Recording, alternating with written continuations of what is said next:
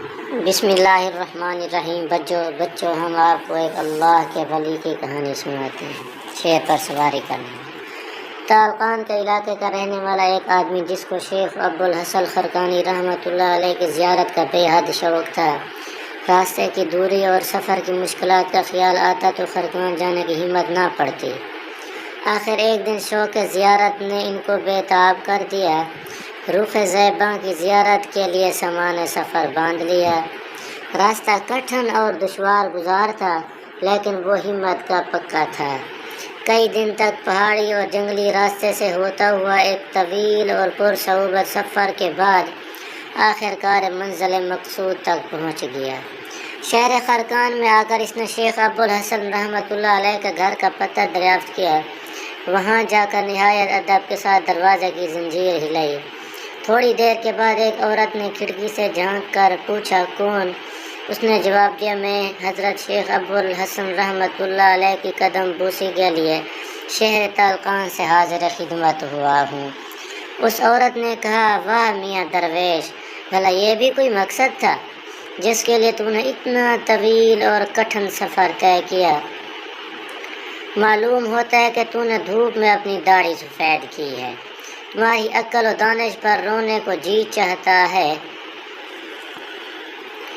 کیا تجھے اپنے وطن میں کوئی کام دھندہ نہ تھا؟ عقیدت مند یہ ماجرا دیکھ کر ہکا بکا رہ گیا اور اس کی آنکھوں سے آنسو بہنے لگے۔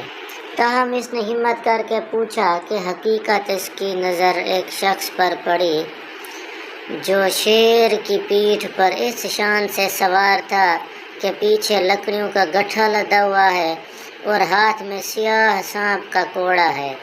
عقیدت مند شخص سمجھ گیا کہ یہی حضرت شیخ ابوالحسن خرقانی رحمۃ اللہ علیہ ہیں۔ اس سے پہلے کہ یہ کچھ عرض کرتا، شیخ نے دور ہی سے مسکراتے ہوئے فرمایا، عزیزم، اپنے فریبی نفس کی باتوں میں نہ آ اور ان پر دھیان نہ دے۔ ہمارا اکیلا پن اور جوڑا ہونا نفس کی خواہش کے لیے نہیں ہے، اللہ عز و جل کے حکم کی تعمیل کے لیے ہے۔ ہم اس جیسے سینکڑوں بے وقوفوں کا بوجھ برداشت کرتے ہیں۔